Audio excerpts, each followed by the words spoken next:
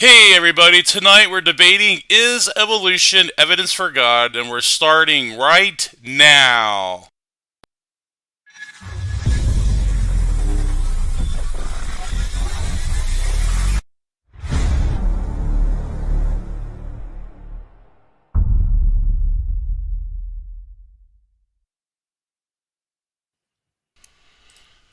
Hey, we're thrilled to have you here tonight. We should have an epic debate. I'm the stand-in speaker for James tonight, and tonight's topic is evolution evidence for God. Wayne will be taking the affirmative and TJump the negative. Each of the speakers' links are linked below, so I recommend everyone check that out. And we'll have a brief introduction. We'll get right into it. So, TJump, do you want to give a brief introduction of yourself, what you're trying to achieve in your channel, or what you're up to? My name is Standing for Truth. I argue for creationism and that intelligent design is a real thing and totally not a fiction. And that's what I do on my channel. Awesome. What's up, SFT? And Wayne Philmore, if you want to give a brief introduction, that'd be great as well.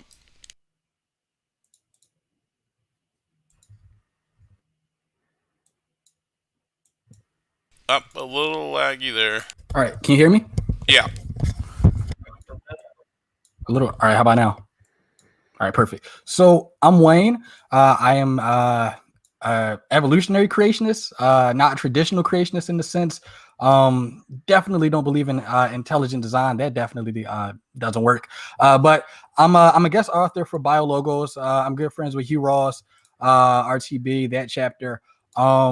I am a former science teacher. Love teaching science, love physics, and I like explaining to people that you can be religious and you can believe in God and you can also accept science.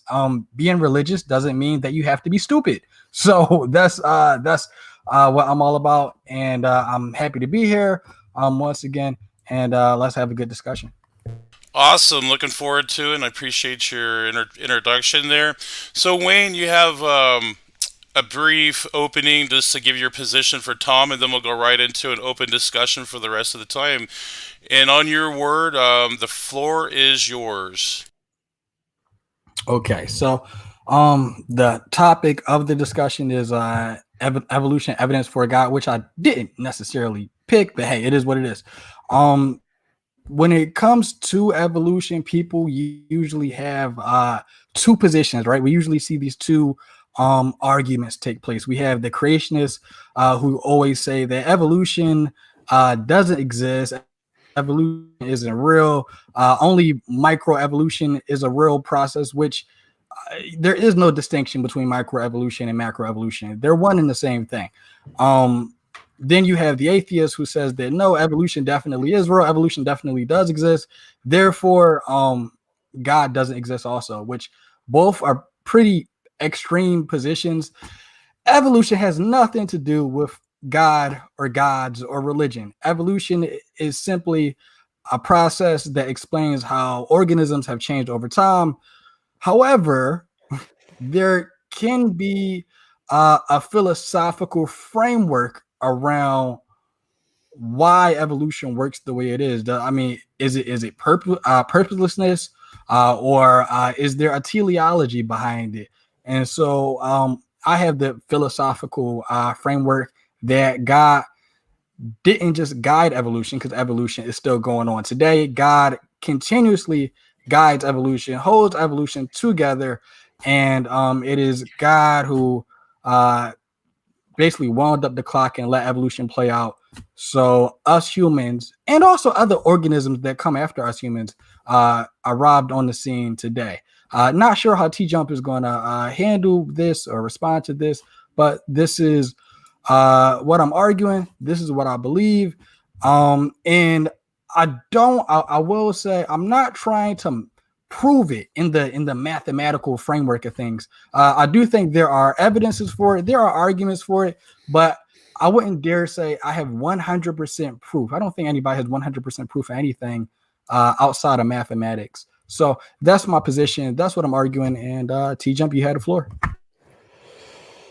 Yeah, you mentioned that evolution has nothing to do with God or not God. I mean, yeah, I agree. Evolution doesn't tell us anything one way or the other, so it's not evidence for God any more than look at the trees. The fact there is something there does not mean there is or isn't a God one way or the other. You said you didn't pick the topic. I just kind of went with whatever James picked. What was the topic you originally suggested? It was kind of similar. It was something like, do I even remember? I don't even think I remember. But James changed the topic, so we're here. Hey, this is where we're at, pretty much. Yeah, so evolution is definitely not evidence of a God. If God is guiding evolution, then it means God created COVID, God created viruses, God created all those things that kill people, and God created the problems with our teeth that most humans died because of ingrown teeth at one point. God created the misused parts of animals that are just there for no reason now. That God created those apparently for some reason. They're not there for a reason. So it doesn't really make any sense that God guided evolution. It seems like a completely random process, which is why there's so many mistakes and why things evolve and die. Like 99% of creatures evolve and die because that's how evolution works. Natural selection. You have a bunch of random mutations. Lots of them are bad. Most of them are neutral. Some of them are good. The bad ones cause you to die. And so if God's doing this by design, then he's horribly immoral because he just designed a whole bunch of creatures to just die because they're insufficient at living. So clearly this is not evidence of a God, at least definitely not a good one. Could be evidence of an evil God who just wants to torture things for fun, but definitely not a good God. So no, evolution is not evidence of a God. So with that being the case, that's pretty much the same argument a younger creationist would argue against me. They would say there's no way that God used evolution or guided evolution because evolution is a painful process and it causes animals to die. That's very younger creationist of you. The younger creationists actually steal the scientist arguments for every position they don't hold, and then they just reject the scientist arguments for their own position. So it's really just the scientific argument. Well, I wouldn't say that's a scientific argument as much as a philosophical when you talk about like morality and God. What I will say is,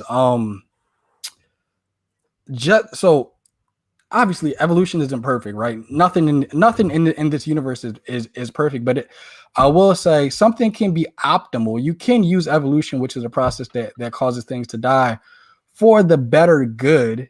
Like for example, I mean, we're using fossil fuels and oils and all types of things from things that die in the past. That's working out great for us too. Yeah, that's amazing. No, climate change is probably what's going to destroy the planet. One of the top 10 contenders. So fossil fuels are not necessarily a good thing. When you bring up this idea that you can use a bad thing for something better, that only applies if you're not all powerful. If you're all powerful, then no, you can't, because you can just do the good thing. There's no excuse to use the bad thing to do the good thing. If you literally are all powerful, can just do the good thing. So the only reason we're allowed to do things like fossil fuels and take advantage of bad things is because we are limited in our power and couldn't do otherwise. So it's justified to use those bad things, but it's not good. It's not optimal. Like we just don't have all power. Well, it's the greatest possible good that we can do, which isn't a bad thing. But with that being the case,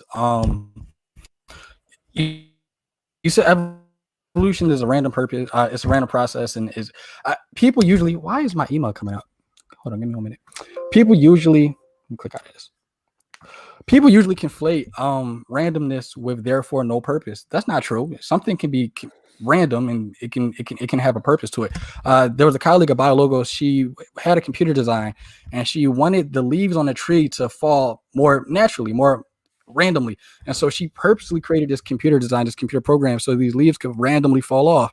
The Monte Carlo algorithm on Wall Street, I actually trade when I'm not doing stuff like this. The Monte Carlo algorithm on Wall Street purposely is random, purposely changes again and again, so people can't cheat the stock market. So you can have random things, algorithms, patterns, things like that in nature. We actually use evolutionary randomness. I totally agree. Computer softwares. I totally agree. We can definitely make casinos that are totally random with a small percent difference to make lots of money. Yes, we can create design random things, sure, but that isn't an evidence for God. So the fact that God could make non-random things or random things means that God could make anything, and there's no way to differentiate which one's made by God, which one's not made by God. So God could make anything, sure. So just like we can, okay, that's not evidence. Sure, yeah. God can make anything, everything, whatever the case may be. But what I'm arguing is based on how these evolutionary mechanisms work. Number one, I will say evolution is a very intelligent process. It's not like this. And let alone the entire universe is very interesting, I will say. But when you look at the process of evolution, evolution is rather a very intelligent design. I mean, it works through speciation and allopathic speciation and things like that. I mean, that alone is just it's amazing, right? But not really. I mean, it's just there's random mutations in the genes which are totally not amazing, and then they kill most of the animals if they make any change at all. Most of them don't make any change at all, and then the good ones happen to survive. Like, there's nothing intelligent about this. It's just if you throw a bunch of paint on a piece of paper, the ones that go down, like going downhill, are going to be the ones that are going to where the paint's going to flow the farthest. So this is not intelligent or amazing. It's just gravity. So there's nothing amazing about evolution. It's just like paint rolling down a hill. Of course, it's going to go down the fastest route, just like evolution does. If you have bad mutations, you die. If you have non-changing mutations, you just stay the same. And if you have good mutations, you get better and you survive and thrive. So it's just a random dumping of paint, essentially. And then the ones that go the farthest are the ones that survive. There's not really intelligence there. It's nothing intelligent about it. Well, you conflated the fact with the philosophy, so that definitely is true. I mean, like there can be paint thrown at the wall, but I mean, the fact that there's a person doing it intentionally, like for example, we have abstract arts. There are art that's is purposely random. So it doesn't mean no teleology is behind it. Yeah, but it also doesn't mean there is teleology. So that doesn't support your claim. For it to be evidence of a God, you have to say there is teleology. So if it could be is not evidence. Well, there could be a magical leprechaun that did it. That's not evidence of the magical leprechaun. Sure, but I'm not arguing for a magical leprechaun either. So that's neither here nor there. But with that being the case, I will say, even the way how humans evolved, even the way how I do believe that humans definitely did to evolve to believe in God, which is not a bad thing. The thing that differentiates us from the other animals, of course, is our intelligence. Aristotle said that man is the rational animal, and I will contend and I will say, I think the purpose of this evolutionary process was for us to get up to this point to where we can finally know God, so we can finally evolve, so we can believe in a God. We look in the past, and there is evidence of our ancestors. They used to bury their dead in a religious fashion. They believed in God. I think it's very human to believe in God. Evolution also evolved to give us delusions, hallucinations, fallacies, biases of thousands of different kinds because it happened to be beneficial to survival for some reasons. It doesn't make any sense to say we evolved for belief in God, especially since we're going to lose it pretty rapidly. The fastest growing religion is non-religious. So the fact that most of human history, I think 100,000 years, there was no belief in God, and then belief in God came about maybe about 50,000 years ago at the earliest, and it's going to go away, and at least probably only in the next 10 to 15,000 years there's not going to be any more belief in God. So it seems very strange that humanity evolution was designed for this one strange belief that really doesn't have anything to do with the rest of life, and seems far more likely that evolution happened to keep things alive because of entropy, since that's like literally what it does. It doesn't make any sense to say it was designed for strange God beliefs, especially since they're so wrong and proven wrong consistently. Well, I'm not arguing for strange God beliefs necessarily. I'm arguing for the God I believe in. So that's kind of neither here nor there. Strange God belief. Well, no, I'm not arguing for the rest of those other beliefs, but all in all, like, as far as theism, we definitely did believe, so we can believe in God. Do you accept that? Is that something we can agree on? Accept what? Do you accept that humans evolved to believe in God? Yes, we evolved and to believe in God in the same way we evolved to have hallucinations and delusions and fallacies and biases. In the same way that we evolved so we can use mathematics, so we can use physics and science and make airplanes. No. Yeah, it's the same way. Humans, I mean, everything that we have as far as in our intelligent capacity, we got it because of evolution. Right, and some things are good and beneficial in certain cases, and some things are not. So Mhm. if it's a fallacy or a biasy or a delusion, that means we have some imagination thing in our imagination that does not correspond to reality. And there are certain things like math and logic which do correspond to reality, and so those are not analogous. Saying that you have a hallucination and that's the same as math is not the case. Like, we evolved eyes to So are you see, saying and that so there's a difference between the things we can see that are actually there and the things we can see which are not actually there, which are the delusions and hallucinations. Those are two different categories. so are you saying that believing in God is a delusion? Yes, pretty much. Okay. Could you prove that? Do you have any experimentation to demonstrate Sure, this? it's pretty easy. It's everything is imaginary until demonstrated otherwise. So if you want to assert an explanation, you have to demonstrate that it has some evidence to support it's not imaginary. And if you can't, then we can conclude rationally that it's imaginary. If you could demonstrate that right now, you could win a Nobel Peace Prize and change the world. You could actually demonstrate that numbers are independent of the human mind. You could change the world. What? You could change the I world if know, you like, could the prove that. consensus in philosophy and every academic science is essentially what I just said. Like, no one really accepts God in any of those fields. So they already know this, but I'm not sure. Prove numbers. I didn't say anything about numbers. I have no idea what you're saying. No, but what you just said corresponded with what I just said, and you can't prove what you said. I mean, like you're spouting it off, like, and you really believe this, but What? you can't prove it. Prove Well, that you things can't are prove imaginary? that you said about like 3 sentences before. That Man, you things were are fast talking. imaginary? I can prove things are imaginary. I'm imagining a unicorn, and it does not exist in front of me. It is therefore No, imaginary. you said something to the fact that you can't demonstrate something to be. For the people watching, you guys can play that back.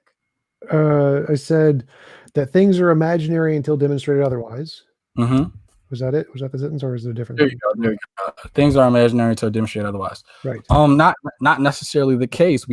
So numbers themselves are imaginary, like 1, 2, 3. Like those are Yes. those in a sense are imaginary, but are numbers Yes. independent of human thought? Not No. necessarily.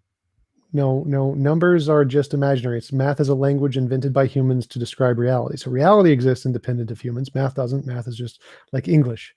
Math has sentences that are correspond to reality, like 1 + 1 = 2. They have sentences that do not correspond to reality, like E = mc² times 37, like it doesn't correspond to reality.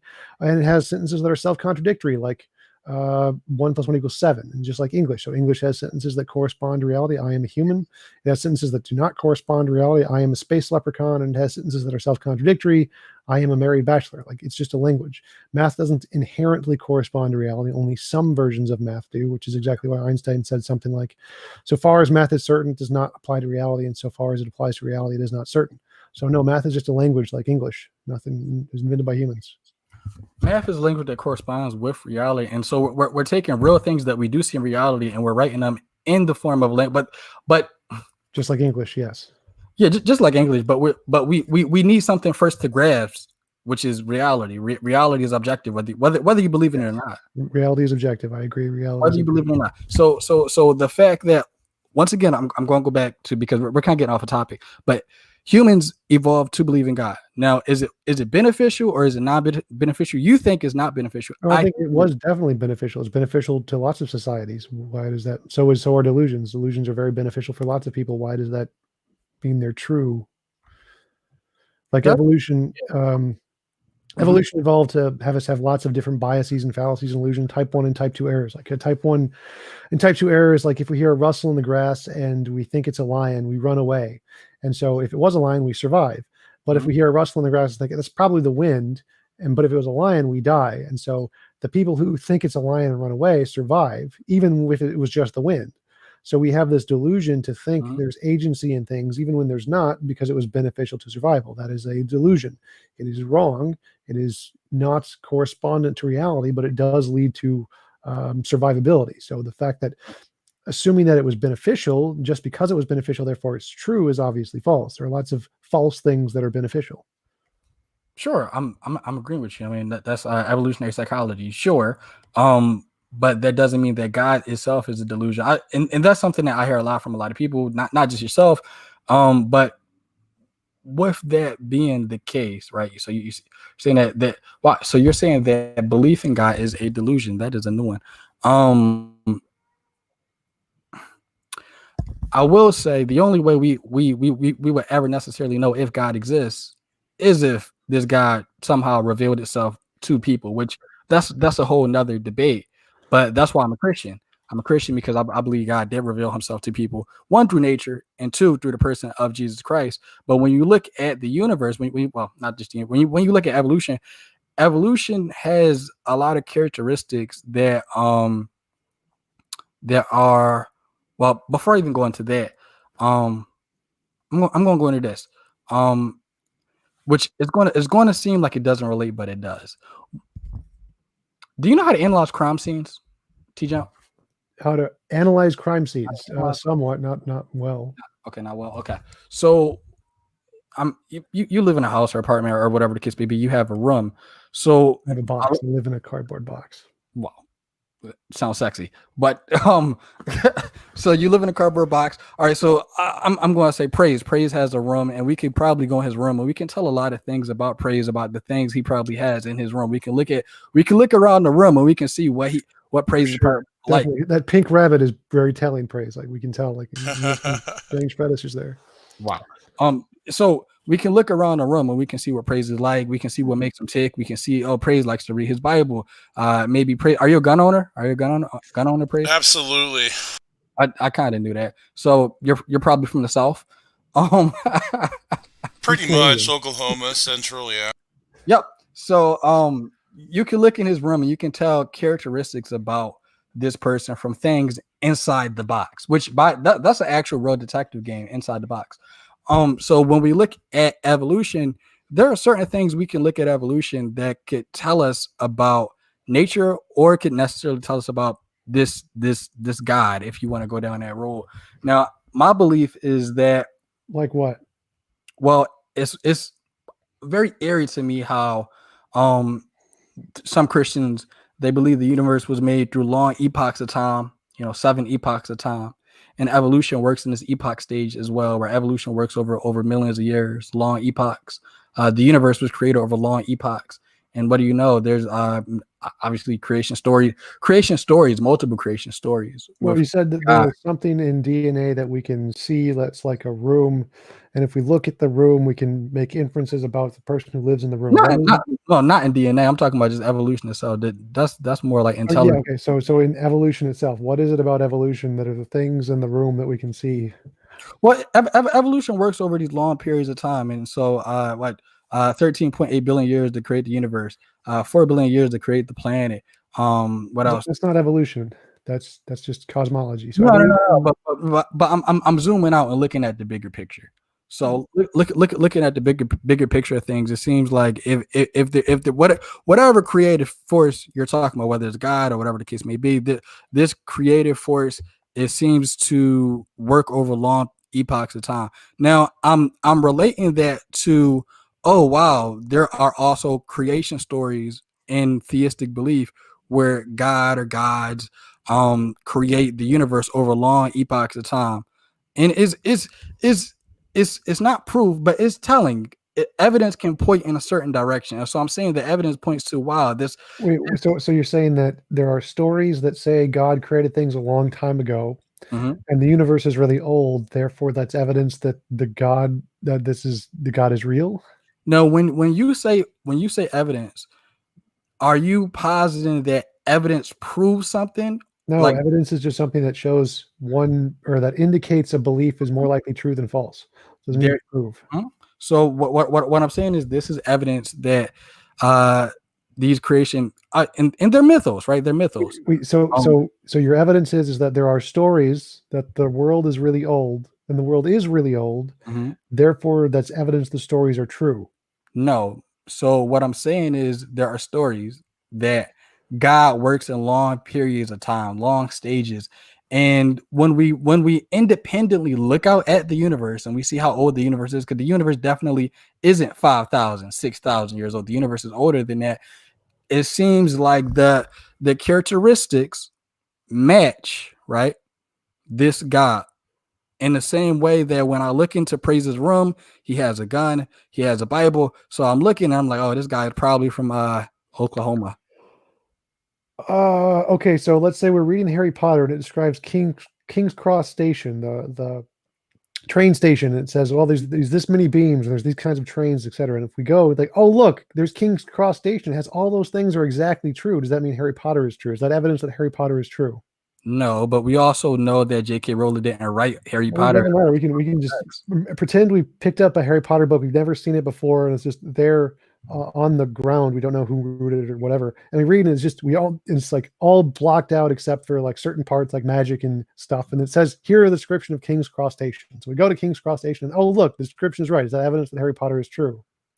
No, but we also know we know that Harry Potter is not a historical text. It wasn't written that way. But also, I mean, that doesn't help. Again, it doesn't make any difference at all whether we know it's a historical text or not. The point is that there are words in the book, a story, and some of the words correspond to reality. Like, for example, what genre is the book though? The Harry Potter, the genre is fictional, obviously.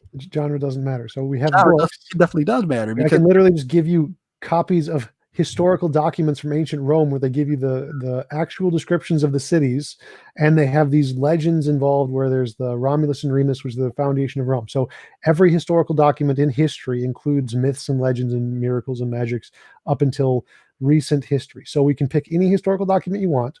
We can pick any description of any city you want, and they're going to get it right. Is that evidence that all of the miracles and magic and mythical creatures they describe actually exist too? So that's not what I'm arguing. You're going on a this is my argument. This isn't your argument. This is my argument. Yeah, so but my argument is that's not what I'm arguing. I'm arguing something completely different. You're going on a tangent. This isn't about your argument.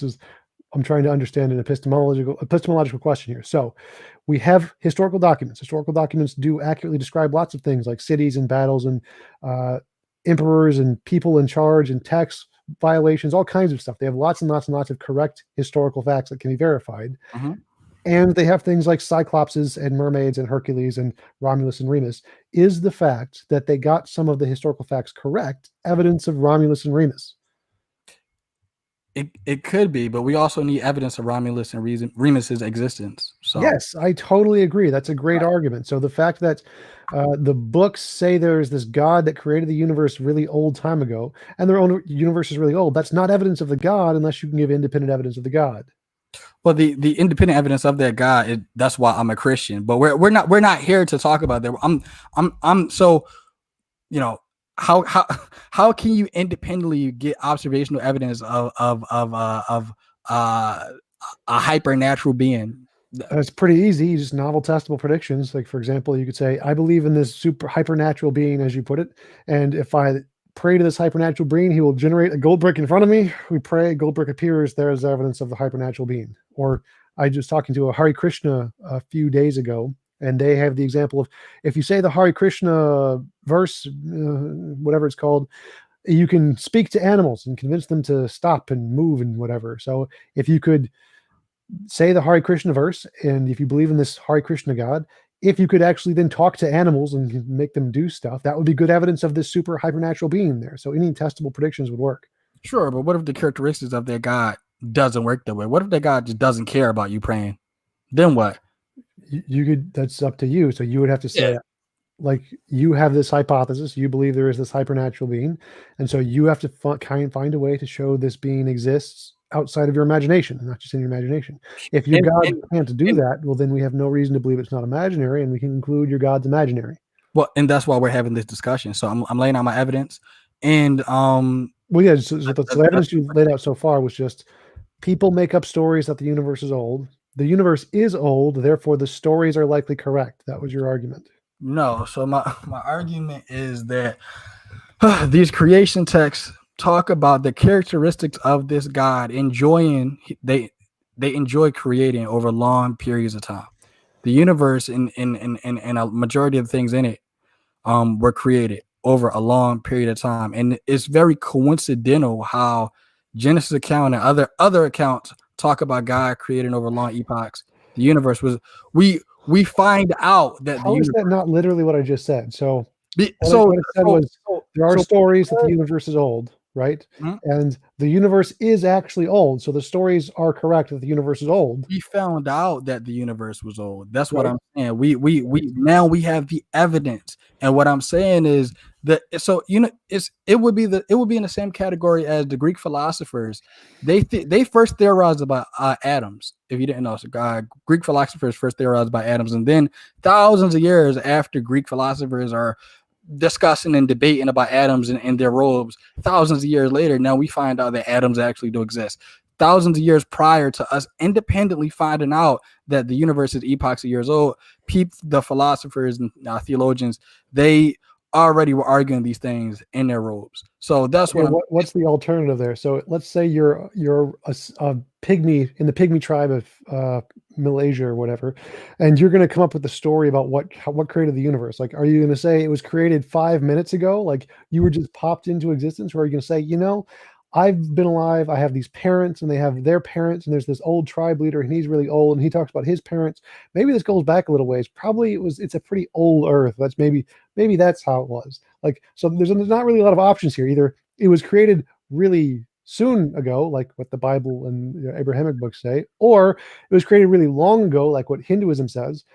You don't really have many options there. It's kind of like a 50-50. This is not really impressive.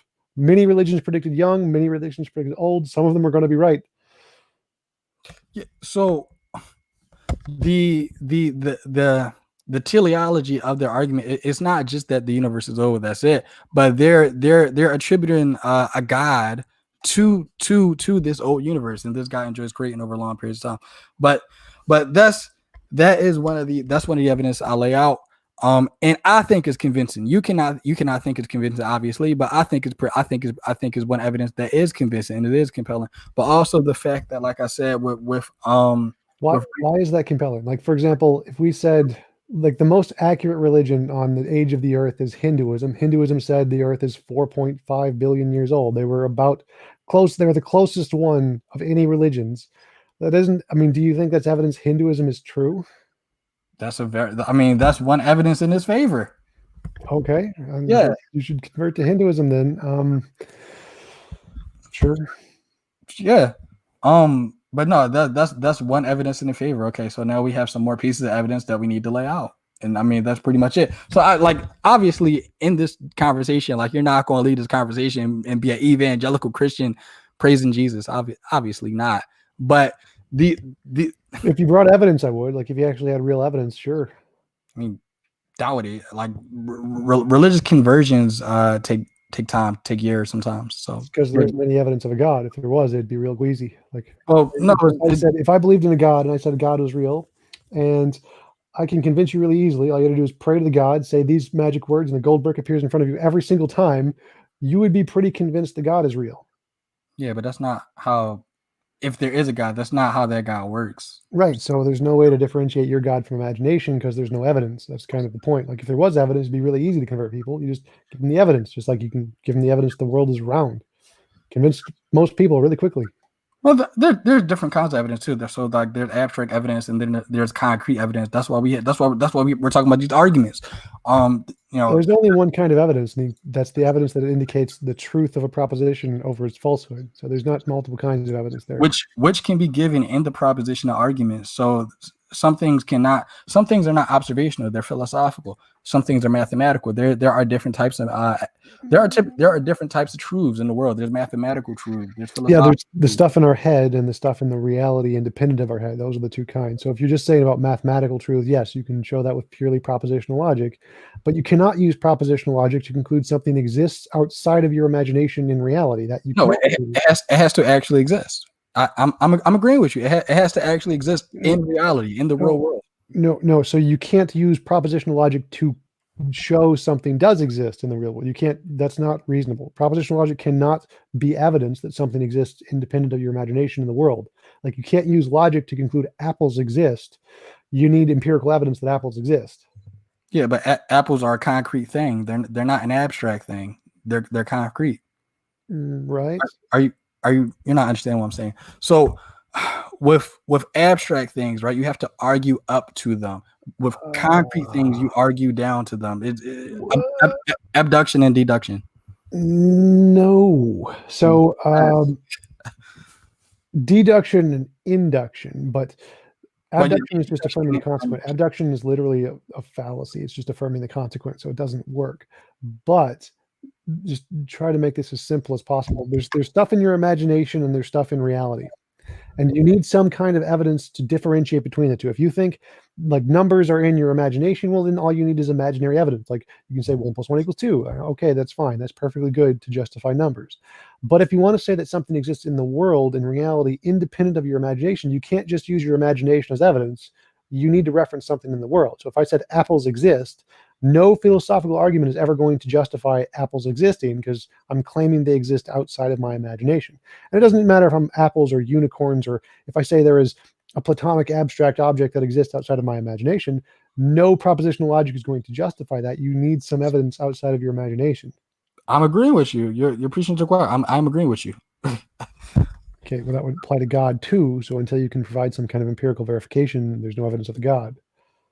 So it applies to most things, but not everything, because everything in the universe is not concrete. There are things that are abstract. Like you can't go to the refrigerator and get me a bottle of Logic, right? Remember. So there's stuff in our imagination and stuff in reality. Those are the only two categories. There's stuff in our imagination, stuff in reality. Abstracts are just in our imagination. There are things in reality that are not concrete. They're not observational, but they do exist. Like logic. Logic is in our heads. Logic is imagination. Logic actually does exist. No. Stanford Encyclopedia of Philosophy, Classical Logic, very first sentence. Logic is a formal language consistent of a semantics and a formal system of rules. It's literally a language like English. So you don't think logic actually does exist? No, I just quoted you this first sentence of the Stanford Encyclopedia of Philosophy on what logic literally is. It's a language like English. So English doesn't exist. It's just something humans made up. Logic doesn't exist. It's just something humans made up. But it describes something that exists, which is reality. Like if I say the tree exists, those words, the English, the tree exists, that's just humans have made that up. But the tree exists independently of us. So logic and math are the words, like English, just the tree exists. The words don't exist, but they describe something that does, which is reality. So logic and math are just languages like English. They don't exist independent of human minds. Well, humans discovered logic. We didn't create logic. Logic literally created it. Literally created it. Literally, logic exists outside of independent human thought, or else people wouldn't be able to have a conversation.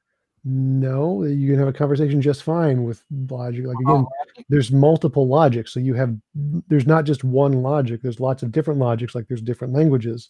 You have intuitionistic logic, many valued logic, quantum logic, fuzzy logic, standard logic, lots of different kinds of logics that all don't agree with one another. And you can speak in all of them to people and have different conversations with. You're perfectly fine. And they disagree on things like the laws of logic, standard law of identity, law of non-contradiction, law of excluded middles. Many of the logics reject those things. So no, there isn't like a logic. There's a whole bunch of different logics invented by a whole bunch of different people, and any of them could correspond to reality. And they're all just in people's heads. They're not a thing that exists in reality. It's just a language. Literally, that's the quote I gave you, is this first sentence of the experts in philosophy just telling you this. Logic is a form of language. First sentence. I'll have to take your word for that. But with that being the case, right? We all have to agree on certain things. So in order for us to even have this conversation, we have to agree on certain propositions and certain Sure. Yeah. So man, this is tiring, Tom. This is tiring. So with that being the case, I'm going to move on to my next piece of evidence for evolution and God. So you're about to say something. No. Oh, so when you look in the New Testament, Jesus, the story about Jesus talking to the disciples, and they needed to pay taxes. And give unto Caesar what is Caesar's.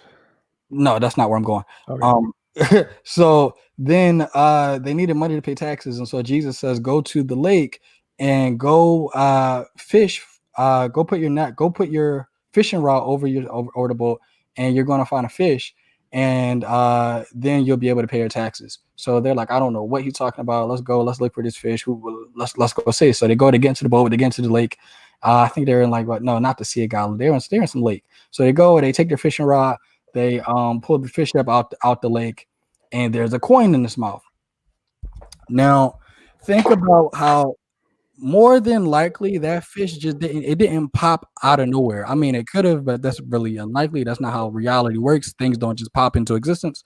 So a more rational approach is that fish had descendants, and those descendants had descendants, and there was a long evolutionary line that fish came from before that fish got to that boat.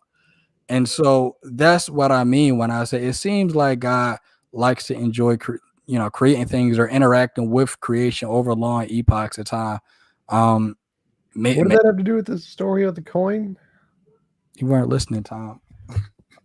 I'm trying to follow your argument here. Definitely not following. So okay. So in the same way that the universe, right, is really old and God created the universe 13.8 billion years ago. That fish didn't just pop out of existence. That fish had descendants, right? And those descendants of that fish had descendants. And so the purpose of that evolutionary line of that fish was to get that coin to those disciples at that moment in time. So it was you're about to say something. Yeah, a better explanation is somebody made the story up. That's much easier than purposeful evolution of fish that got coin in mouth. Like even if it did happen, like the coins fish shiny things all the time. How do you know somebody made the story up though? That's most likely what happened. Like if miracles, magic, they're all not supported. They're just because how was that magic? There's nothing in the story that's supernatural at all. Like it's not like nothing about that story is supernatural. There was a coin, there was a fish, they went fishing, there was a coin in his mouth. That was highly improbable. That's not supernatural at all. Yeah, sure. Maybe he just got lucky and there was a fish who ate something shiny and it was a coin and they got lucky and sure. But it's more likely that they made the story up because we see people making stories up all the time. So okay, that same line of reasoning is how conspiracy theorists think. The government has lied, therefore the government lies about everything. You should be a conspiracy theorist, Tom. No, I'm going to go with the consensus of historians and biblical scholars who hold to it that the study of miracle claims lies outside the bound of a historian acting in their professional capacity. Michael Licona, Historians of Miracle Claims, paper by 1997, something, blah, blah, blah.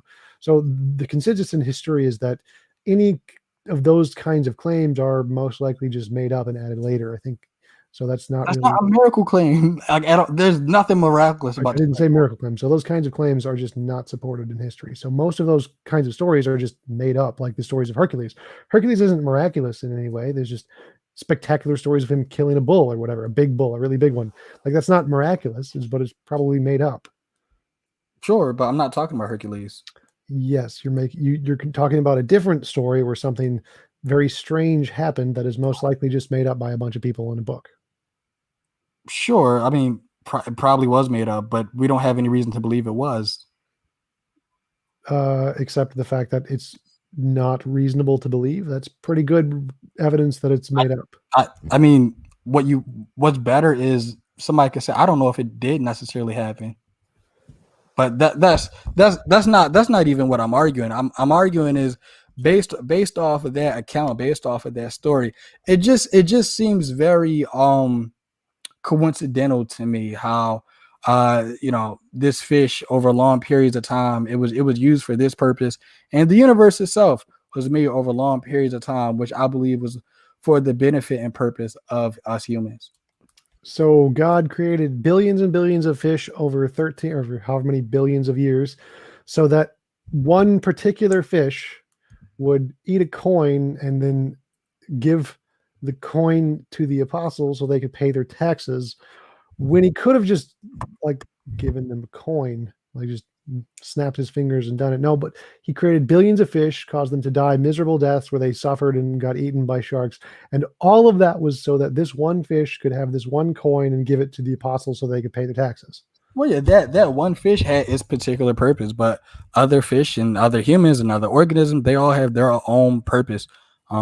And in the evolutionary scheme of things, sure. Like being eaten by sharks and ripped apart and eaten by humans and destroyed, life, suffering all the time, miserable lives, eaten by parasites. That's their purpose. Yep. And it is nothing necessarily bad about that. That's nature. Like that's how the universe works. Like it's not a bad thing. I give you example A of why this is definitely not a good God. Evidence of a good God. So overall, the creation is optimal. It works. I mean, death is a part of life. I mean, even God gave His Son Jesus in death for us humans. So I mean, like death isn't necessarily a horrible, evil thing. That's a part of life. It's natural. People live, people die. There's this great story, The Parable of the Dragon by Nick Bostrom. It's a great proof of why that's wrong. So death is definitely immoral because it's non-consensual. So if you die without your consent, that's immoral. Like, so if God created this universe and added death and forced you to be in it, and you don't have an option to say, I'd rather not have death, that's immoral. Well, that's a whole nother argument in of itself. But if we're gonna go down that line, so it is argued by Leibniz that this is the best possible universe that God could have created. There is. So would you agree that God can exist and not exist at the same time? Sure. Okay. So would you also agree that if God exists, there are things that God can't do? Sure. Okay. So one thing that God, being perfect, being eternal, God cannot create a perfect universe from the start. And the reason being is if Yahweh, if God creates another perfect universe, He in essence is creating another Yahweh. So He has a better idea. He creates a universe that becomes perfect. God creates a universe that can create itself. And not over time, but now that this universe is slowly evolving and slowly changing, etc., which by the way, if evolution isn't true, this isn't directly towards you, but if evolution isn't true, young earth creationists, then Jesus wouldn't be able to die for us on the cross if evolution weren't true. Because in order for Jesus to redeem the cosmos, He has to be thermally connected to the universe, which if evolution is true, we're all connected. If aliens exist, aliens can be saved. Younger creationists, because I know Ken Ham says that aliens can't be saved if they do exist. I don't believe that, but Tom, the look on your face. yeah. The fact that Jesus has to be thermally connected to save our souls while He's being sacrificed on a wooden cross by the Romans. Clearly, God couldn't have just snapped His fingers and done it, or just maybe Jesus could have like slipped and fallen and hit his head on a rock. That could have worked too. But no, it had to be crucifixion, and He had to be thermally connected, apparently, which can only happen because of evolution somehow. I don't think that follows exactly the way you think it does. Well, it's not traditional Christian theology, but based off of what we know now, I'm looking at the evidence and I'm finding theological, philosophical purpose in it, which is completely fine. And so with that being the case, now that God, He creates a universe that can create itself, right? He then can there's this Greek thought called theosis, where things become like God. You said He creates a universe that can create itself? He creates a universe that can create itself. How does that work? So if He created the universe, then the universe exists. So it can't create itself. That can more or less, like, because evolution and all they're not creating things like from brand new, but it grows, it changes. He creates a universe that can change. He lets the evolution of the universe play out, however that may be. In the same way how you can make a computer program, you can let a computer program randomly play out. But with that being the case, so your question was why does the universe exist or something like that? Oh, why how come God can't just create a perfect universe from the start? There's this ancient Greek thought called theosis, and in theosis, right, you become like God, you become perfect, right?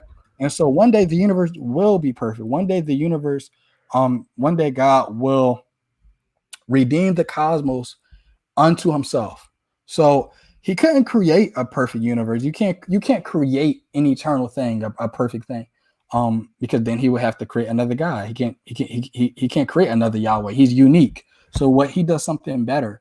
He creates a universe independent of Himself that can break down, that does have death, that does have suffering. So in the long scheme of things, He can make the universe a part of Himself through this process called theos. This is like ancient like Greek theology right here, but there's the answer.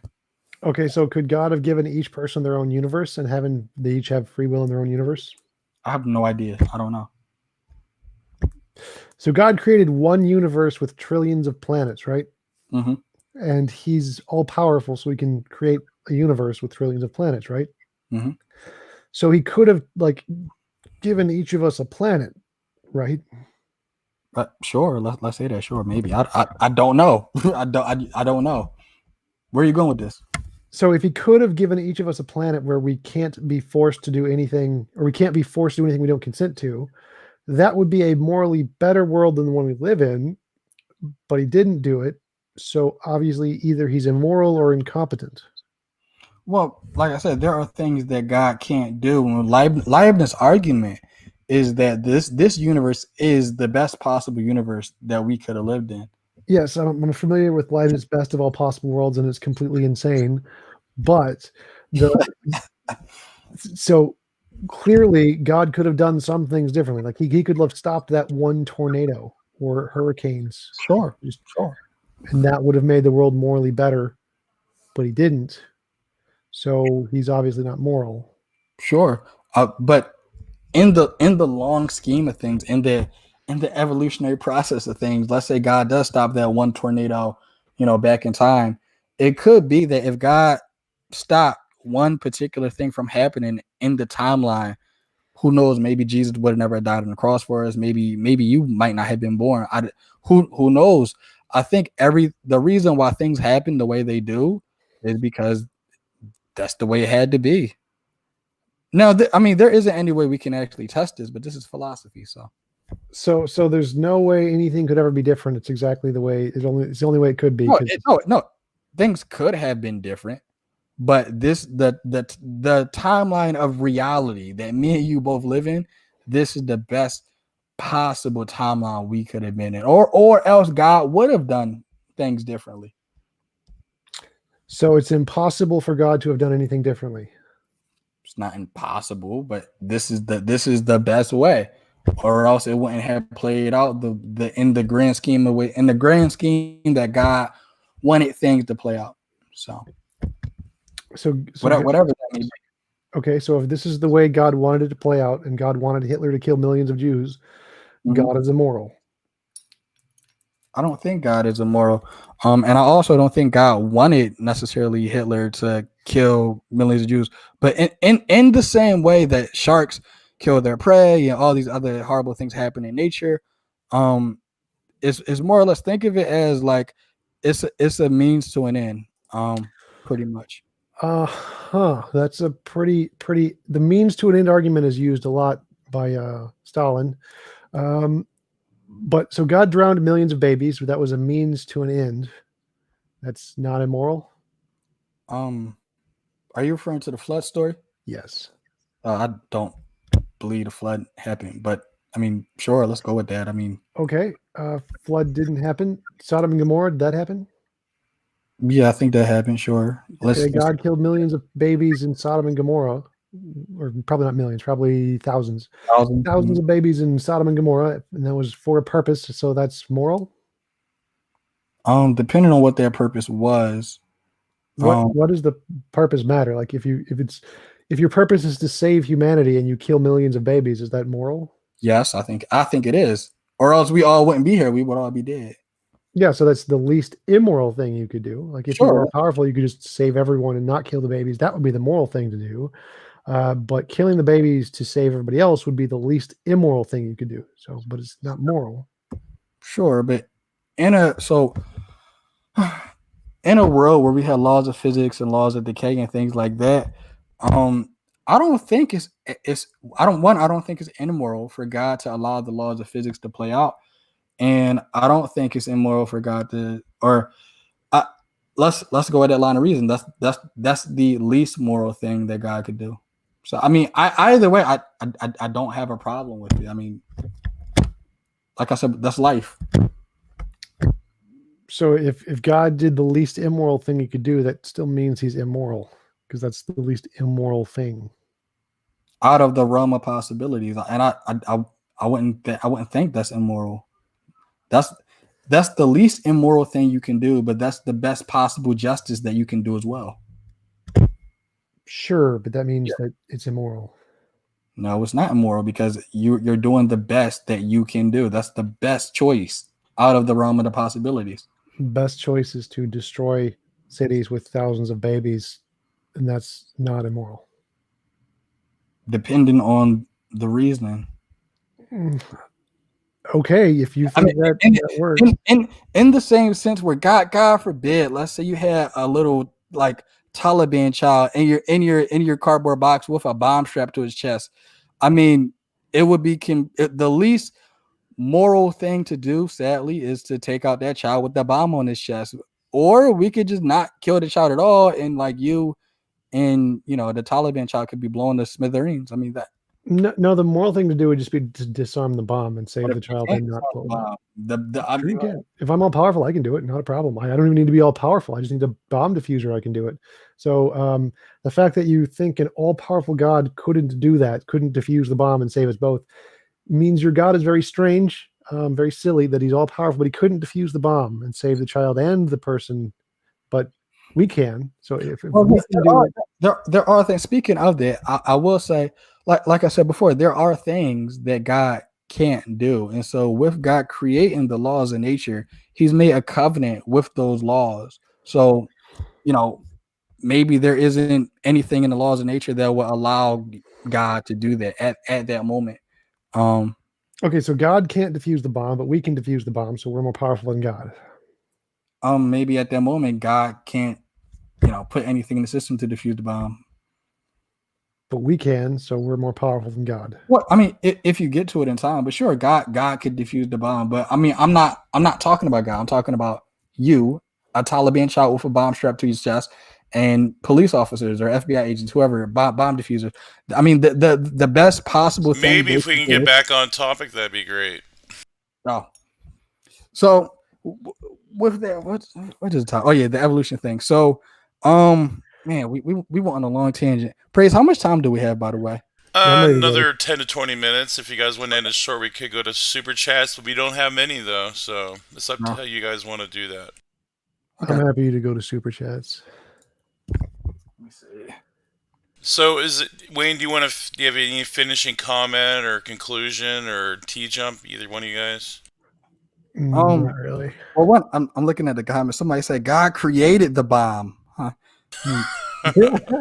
Maybe. So my finishing comments would be this debate it was all in fun.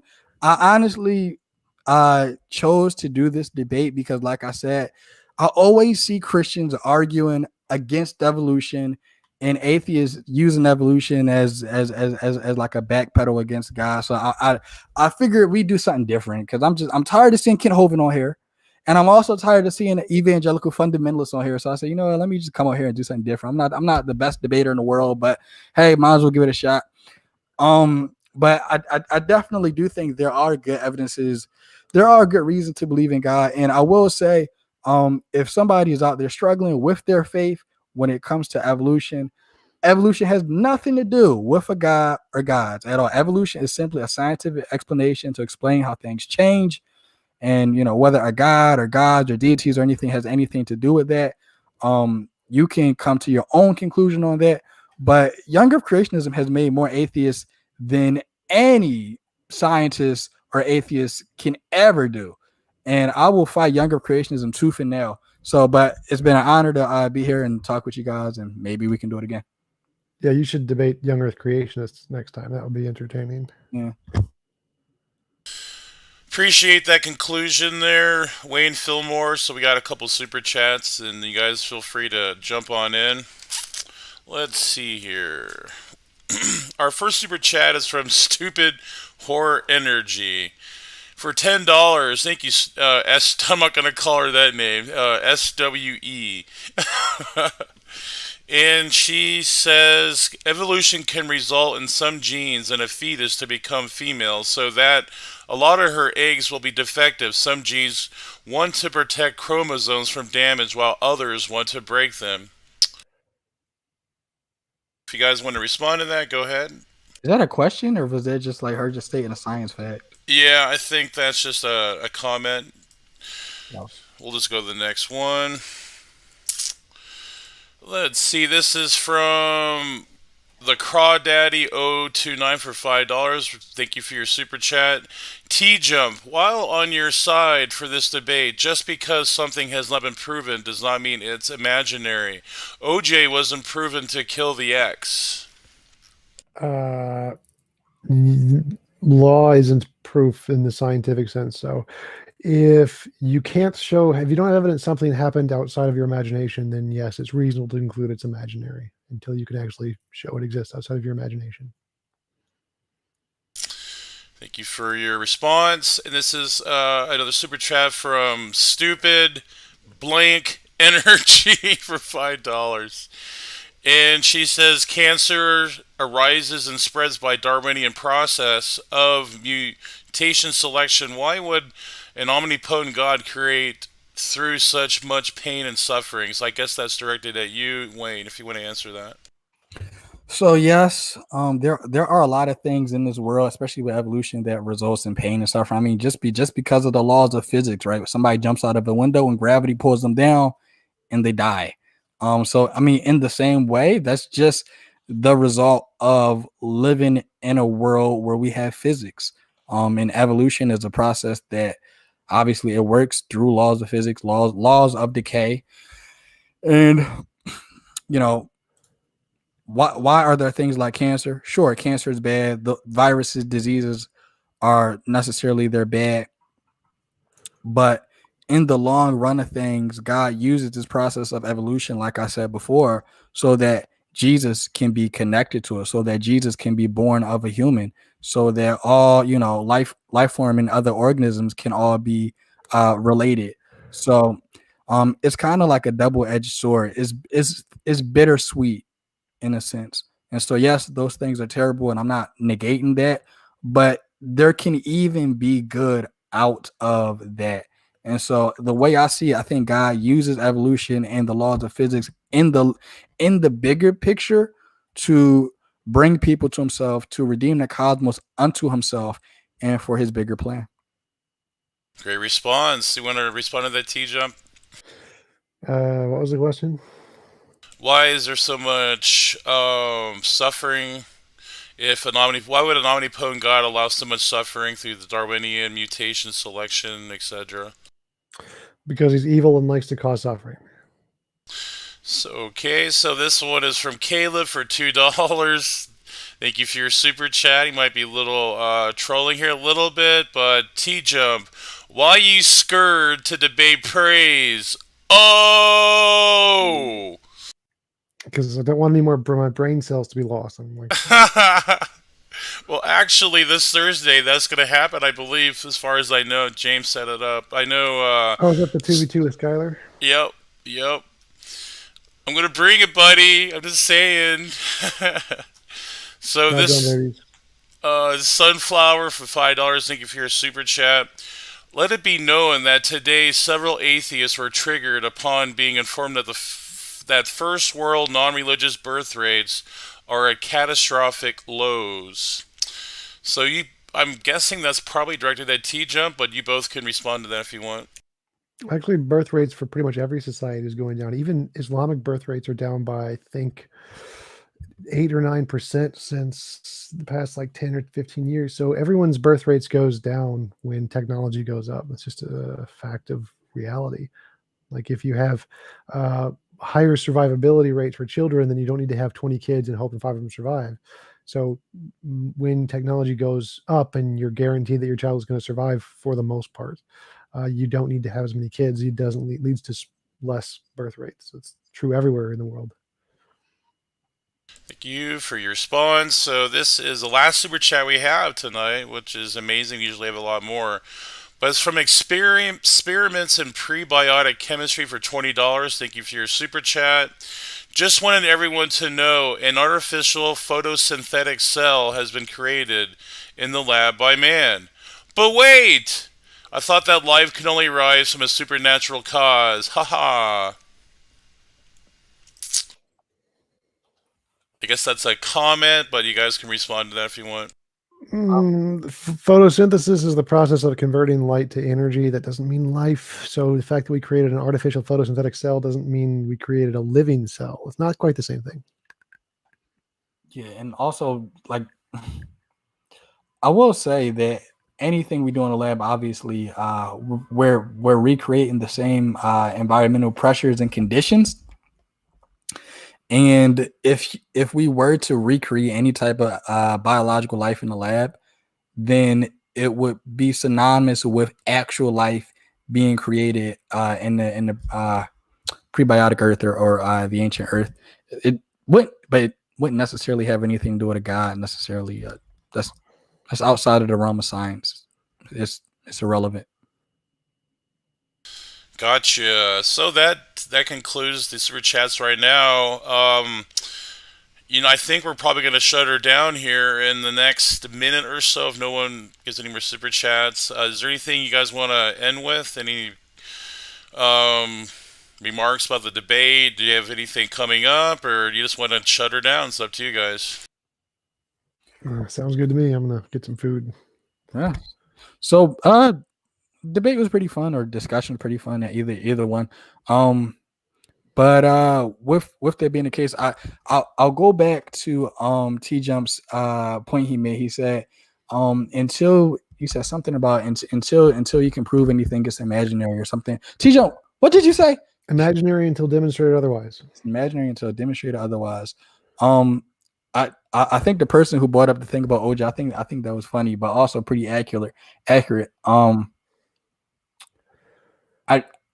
I don't think that is the case. I don't think something is imaginary until demonstrated otherwise. You might not have enough evidence for it, but it doesn't necessarily mean it's not true. You can posit something and just not have enough evidence for it to be considered true.